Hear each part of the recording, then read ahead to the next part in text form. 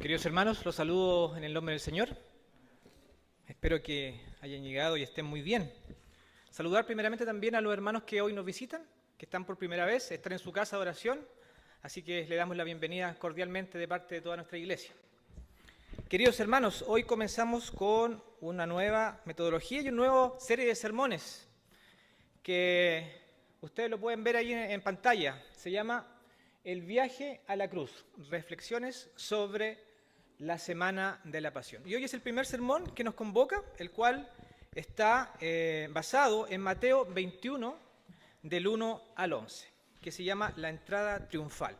Pero antes quiero que contextualicemos un poco de cómo se fueron dando esta serie de hitos importantes, de cómo el Señor Jesucristo entró entre gritos de alabanza y el movimiento de ramas de palma que recogían y también sacaban de los árboles. Jesús entró triunfante en Jerusalén, marcando el comienzo de la semana más significativa, o una de las semanas más significativas del mundo, de la historia de la humanidad. Para mí yo creo que es la semana más significativa en la historia universal para los cristianos. Así que quiero que tengamos una comprensión de un poco de la fiesta de la Pascua y relacionar cómo se fueron dando una serie de hitos para llegar ya al texto y ver algunas características del Señor Jesucristo. Comprender el contexto de este evento, hermanos, nos ayuda a entender la misión suprema, cómo el Cordero de Dios se inmoló y cómo el verdadero Rey de Reyes logró lidiar con esa cruz. Y para la mejor comprensión de esta entrada triunfal es fundamental, hermanos, conocer la relación que tiene esta entrada triunfal con la celebración de la Pascua, ¿ya? O también conocida como el Pesaj, ¿ya? Entonces, el Pesaj era una de las primeras de las tres celebraciones más importantes del pueblo judío en el año, y era la primera que se efectuaba. Ahí vemos algunas, como la Pascua, el Pentecostés, el Tabernáculo, y con la cual se conmemoraba la liberación de Israel de la esclavitud en Egipto.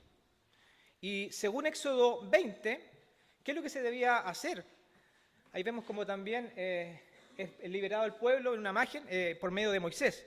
Según Éxodo 20, lo que se debía hacer es que un cordero sin defecto debía seleccionarse, ¿cierto?, en el día 10º del primer mes. Una vez elegido, se cuidaba durante 4 días y en la víspera del día 15, o sea, en el día 14, era sacrificado.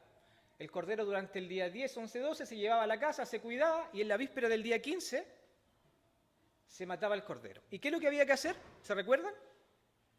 Éxodo 20, se debía sacrificar ese cordero y aplicar esa sangre en los dinteles de las puertas, ¿cierto? ¿Y qué pasaría con eso? Había que también compartir la cena pascual. ¿Y qué pasaría con eso si nosotros obedecíamos eso? Si el pueblo obedecía eso, ¿qué pasaba?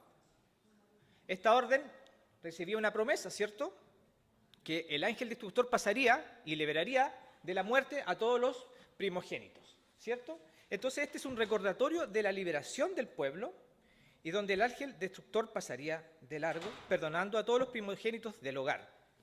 A partir de entonces, hermanos, el pueblo de Israel celebraba la Pascua cada año recordando la liberación de la esclavitud. Además, en tiempos de Jesús, los judíos obviamente esperaban la llegada de un Mesías, que idealmente, hermanos, los liberaría de la opresión de los romanos. Y es así como Jerusalén se empezó a desbordar, ¿cierto?, donde cada año recibía mucha gente, muchos peregrinos, los cuales acampaban en el Monte de los Olivos y en los alrededores del Monte de los Olivos, en carpas, obviamente. Entonces, eso es lo que el pueblo estaba esperando, pero necesitamos también ver la correlativa de cómo se sucedió entre la entrada pascual, la entrada triunfal, con la Pascua. Y Jesús, como sabían ustedes, estaba alojado en Betania, ¿en casa de quién? En casa de María, con Marta y también con Lázaro, que había sido resucitado, recién resucitado por Jesús. Eso se empezó, obviamente, a esparcir por Betania, por Jerusalén, donde ya todos entendían que venía la llegada del Mesías que tanto esperaban. Entonces el Mesías había llegado, así también como la promesa que se había hecho en Zacarías, ¿cierto? Que se cumpliría obviamente. El Cordero de Dios llegaría para salvar sus vidas. Y esta es la cronología pascual que yo quería mencionarles. O sea, el día 10 se elegía un Cordero. El día 10 también Jesús estaba llegando a Jerusalén. El día 10, 11, 12 y 13 Jesús también llega a la casa de Dios y predica el Evangelio. Predica el Evangelio en la casa del Señor. Demuestra también lo que Él sabe, demuestra lo que Él podía generar en el pueblo, donde Jerusalén también lo reconoce como el Salvador. Y ahí están las palabras que yo les mencionaba de la profecía de Zacarías, que se cumpliría, que dice, alégrate mucho, hijo de Sión, grita de alegría, hija de Jerusalén, mira tu rey, viene hacia ti, justo, victorioso y humilde, viene montado en un burro, en un burrito, cría de asna.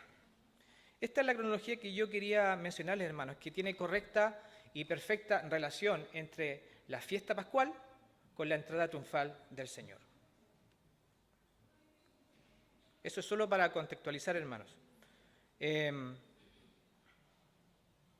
Hoy lo veremos como se acostumbra siempre los 3 puntos, si no veremos un poco más, pero espero no extenderme mucho.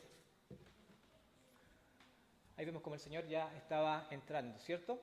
Y predicando. Saddam Hussein, hermano, fue el 5º presidente de Irak.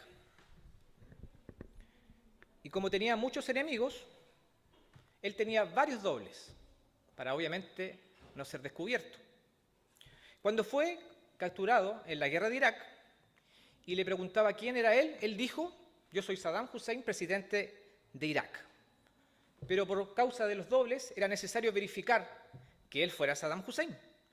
Entonces, para cerciorarte de esto, si era Saddam Hussein o no, le tomaron huellas digitales, le sacaron sangre, incluso lo afeitaron para corroborar su rostro.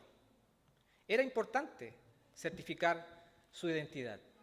Asimismo, es lo que Jesús, hermanos, en la entrada triunfal, con este acto, certifica su identidad, de que Él es el Dios. ¿Quién es Jesús? Jesús es el Rey. Y eso es lo que hoy día veremos, una serie de características de la identidad de Dios, de Jesús. Pero un Rey distinto a los reyes de este mundo, un Rey que se glorifica en sí mismo. Posee cualidades que lo llevan a distinguirse ante cualquiera y diferenciarse de los demás, y que nos llevan a poner toda nuestra fe y salvación exclusivamente en Él. ¿Amén? ¿Amén, hermanos? Amén. Ahora, ¿cuáles son esas cualidades que lo hacen distinto a los demás? Es lo que veremos hoy. Jesús es distinto, ¿por qué? Porque Él es Dios. Hay muchas iglesias o muchas denominaciones que todavía predican la teología unicitaria, donde creen que solo Jesús es Dios, siendo que nosotros creemos que es un Dios trino, ¿cierto? Dios Padre, Dios Hijo y Dios Espíritu Santo. Versículos 1 y 2 dice así la palabra del Señor. Cuando se acercaron a Jerusalén y vinieron a Betfagé, el monte de los olivos, Jesús envió a los 2 discípulos diciéndoles, id a la aldea que está enfrente de vosotros, y luego hallaréis una asna atada y un pollino con ella, desatadla y traédmelos. Jesús, hermanos, sabía de antemano que esos animales, esa asna atada y ese pollino, la cría, estarían en un lugar específico, que Él les dijo que estarían. No era una conjetura, era conocimiento pleno de que esos animales estarían en ese lugar. Y el conocimiento de Jesús del futuro era pleno, prueba que Jesús era una divinidad, era divino, porque solo Él conoce el futuro.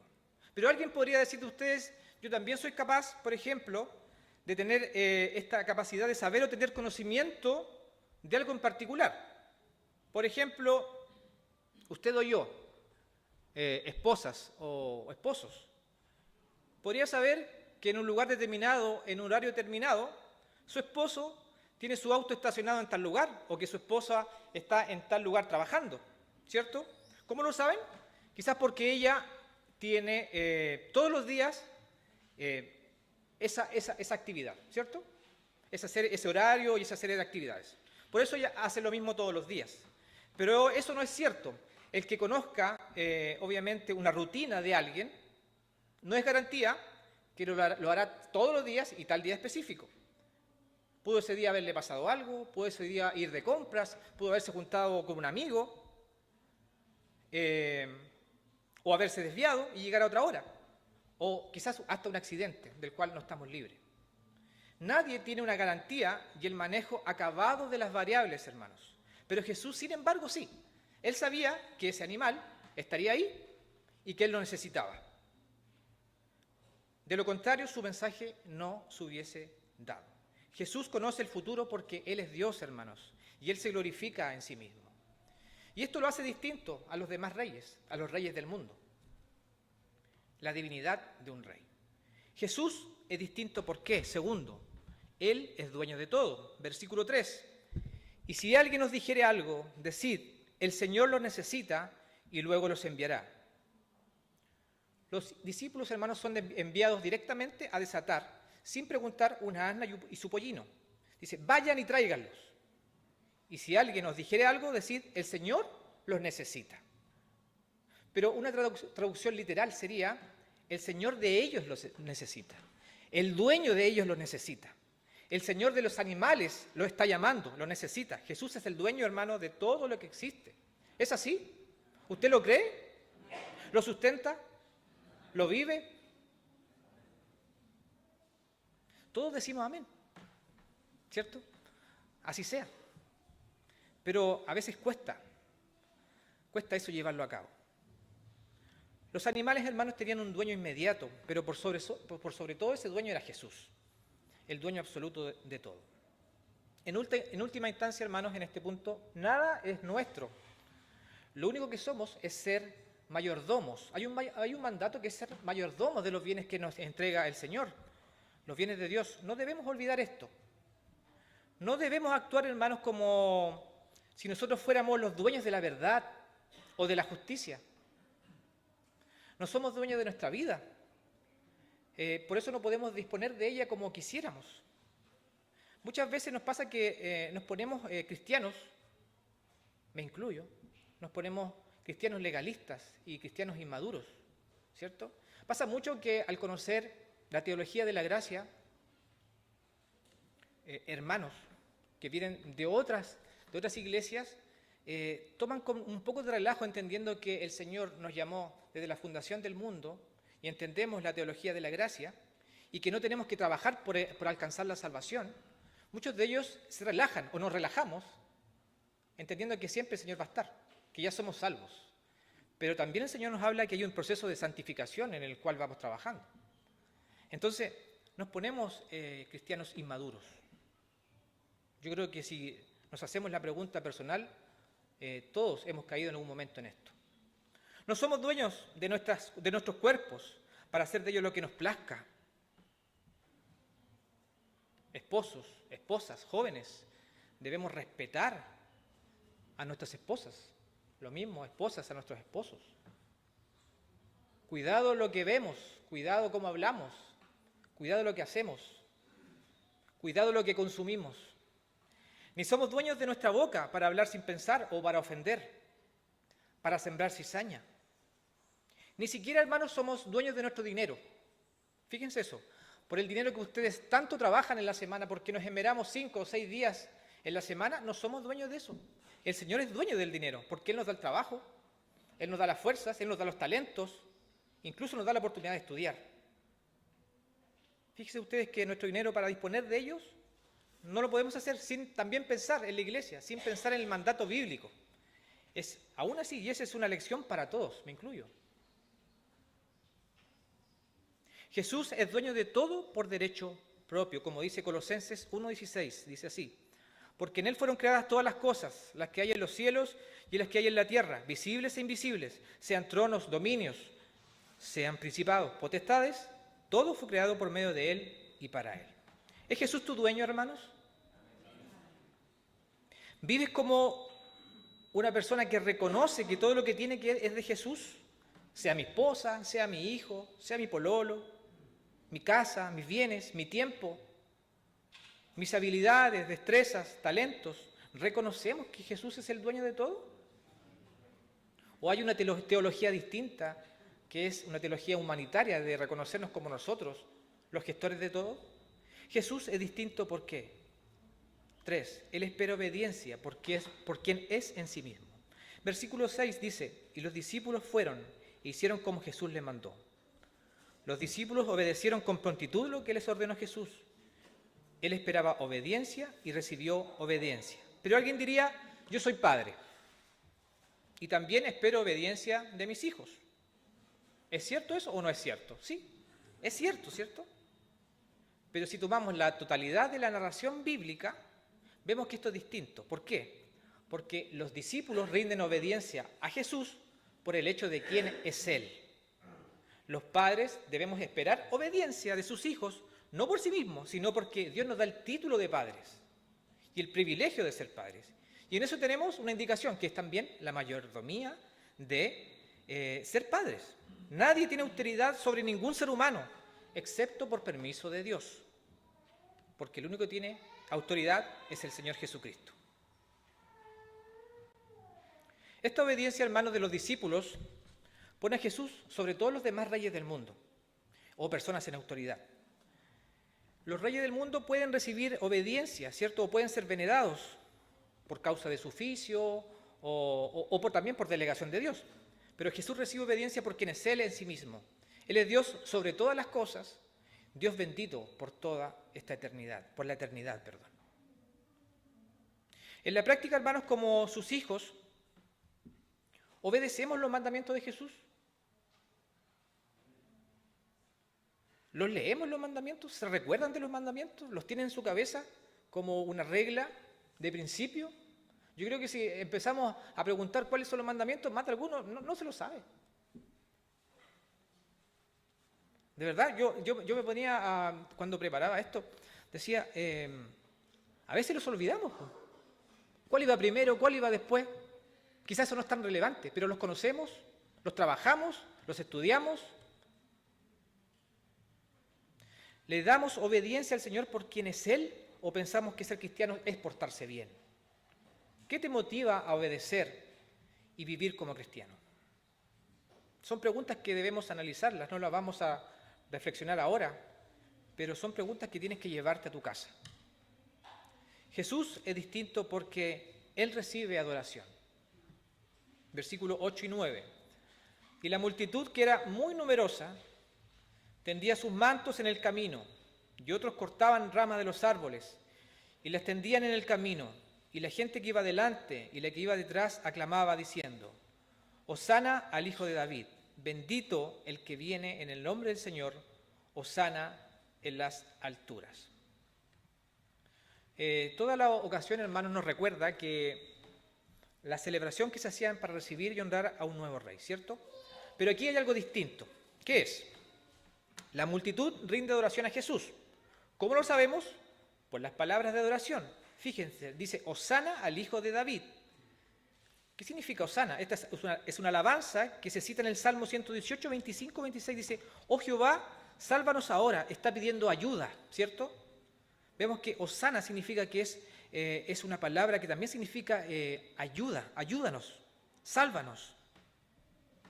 La oración, hermanos, oh Jehová, sálvanos, es una sola palabra, es hosana. En otras palabras, la multitud adora a Jesús al decirle, Jehová, ayúdanos. Hosana, Jehová, sálvanos, Jehová, ayúdanos. Te necesitamos. ¿Es a Jesús quien dirige en la alabanza? ¿Es así? Hosana al Hijo de David, al Cordero de Dios. Jesús, hermanos, es alabado por la multitud al reconocer a Jesús como Mesías, quien posee sangre real. Él es llamado Hijo de David, por tanto, heredero del trono, ¿cierto?, de David como rey. Lucas 19:38 lo reconoce, dice, bendito el Rey que viene en el nombre del Señor, paz en el cielo y gloria en las alturas. Jesús es Rey y digno de adoración. Ningún rey del mundo, ningún rey de la tierra es digno de adoración. Solo Dios, solo Jesús. Ninguno será digno de respeto. Podrían ser dignos de respeto, sí, de deferencia quizás humana, pero no de adoración. Políticos, futbolistas. Vemos como la juventud clama a muchos futbolistas, muchos políticos. Vemos con las redes sociales día a día, semana a semana, se idolatran muchas cosas. Y yo me pregunto, ¿cuántas de esas cosas nosotros mismos somos consumidores? Subimos muchas veces de todo a nuestras redes sociales, pero poco del Señor Jesucristo. A veces perdimos el foco. Pero como les decía, hermanos, esto hace a Jesús distinto a los demás. ¿Adoras a Jesús? ¿Le adoras con todo tu ser? ¿Haces las cosas pensando en adorar a Jesús? Fíjese que escuché un amén. ¿Adoras a Jesús? ¿Le adoras con todo tu ser? ¿Haces las cosas pensando en adorar a Jesús? Así debiese ser, hermanos. Es un trabajo diario que tenemos. Jesús es distinto, ¿por qué? Porque su carácter es puro. Versículos 4 y 5. Todo esto aconteció para que se cumpliese lo dicho por el profeta cuando dijo: decid a la hija de Sión, he aquí, tu rey viene a ti, manso y sentado sobre un asna, sobre un pollino, hijo de animal de carga. El apóstol Juan nos dice que Jesús había llegado a Betania una semana antes de la Pascua. Él escoge entrar a Jerusalén montado ¿en qué? En un pollino, ¿cierto? En una cría. Y no en un caballo. Quizás él podría como rey haber entrado en un caballo, señal de poder hasta militar, de linaje, pero él no, prefiere entrar en un pollino. ¿Y por qué? En cumplimiento de las profecías que mencionábamos al principio, en la profecía de Zacarías 9:9. ¿Por qué lo hizo así? Porque él decía mandar un mensaje, hermanos. Yo soy rey, pero un rey diferente, un rey manso y humilde. Mi reino es distinto porque yo soy distinto. ¿Cuán distintos? Soy manso y humilde. Él es rey y por tanto dueño de todo. Por tanto también merece obediencia y adoración, pero es un rey manso y humilde. Ahora ustedes me dirán, ¿y acaso Mahatma Gandhi lo conocen? ¿Les suena? ¿No fue manso y humilde como lo fue Jesús? Podríamos compararlo. Un hombre que vivió en la pobreza, ¿cierto? Que ayunó hasta casi morir. ¿No habla eso de la increíble humildad también de este personaje Gandhi? ¿Y qué es esto distinto de Jesús? Jesús primero es distinto por el carácter de su persona. Jesús fue sin pecado, no así Gandhi. Practicaba Gandhi los ayunos para purificarse a sí mismo, pero Jesús es puro en sí mismo. Jesús es distinto por el propósito de sus actos. Gandhi buscaba quizás dar libertad política y económica al pueblo de la India, ¿cierto?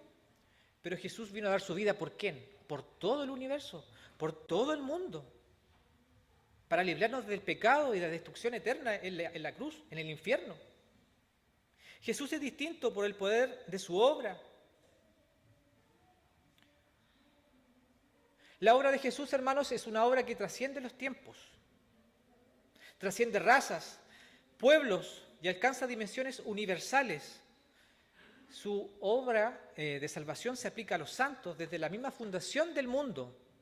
Adán y Eva se salvaron también por el poder de la muerte y resurrección de Cristo. Y todos los creyentes, desde generaciones antiguas, actuales y las que vendrán, se salvarán por este sacrificio del Señor. Todo esto hacen a Jesús distinto y único en este mundo. Además, hermanos, miremos esta mansedumbre y humildad de Jesús.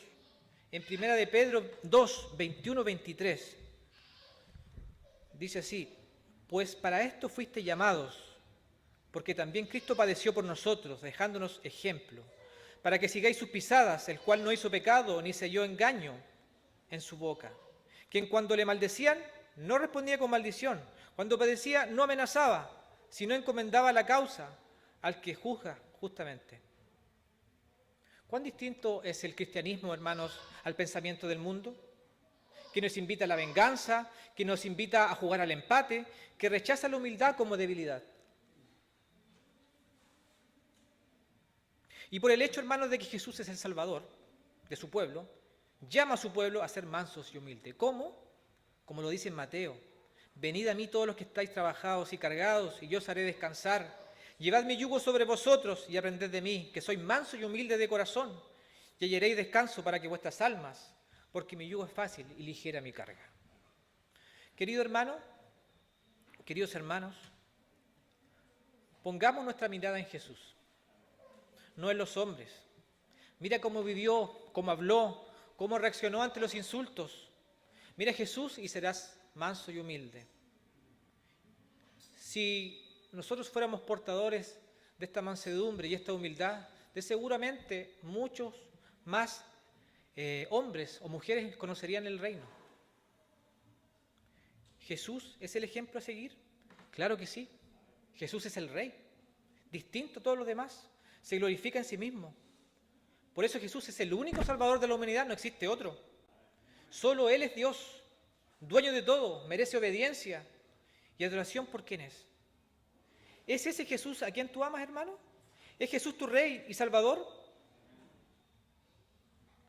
Cada uno de nosotros, hermanos, tenemos todos los días el deber de permitir que Jesucristo sea parte de nuestra vida y familia, de esta entrega triunfal en nuestras vidas. ¿Estamos permitiendo de que el Señor entre en nuestras familias día a día? ¿Cuál es nuestro propósito diario? Trabajar, ¿cierto? La mayoría trabaja, la mayoría está con su familia. ¿Cuánto tiempo le dedicamos al Señor? ¿Le permitimos al comenzar el día esta entrada triunfal al Señor para que sea parte de nuestra vida? ¿O es que nuestro trabajo, nuestros horarios nos consumen y pasamos por alto esta prioridad? Permitamos que todos los días, al comenzar, al terminar, en medio del día, el Señor pueda entrar en nuestras casas. Y si el Señor entra en nuestras casas, estoy seguro, hermanos, estoy muy claro, que el Señor se glorificará en su familia. Así que vamos a dar gracias al Señor para terminar, así que los invito a orar. Padre Santo, Dios, te damos las infinitas gracias porque tú nos colmas de bendición. Hoy queremos glorificarte, hoy queremos alabarte, Señor, porque podemos escucharte, entendiendo que somos humanos imperfectos, humanos pecadores, que fallamos día a día, segundo a segundo, en nuestros pensamientos, en nuestros actos, en nuestra manera también de llevar el reino.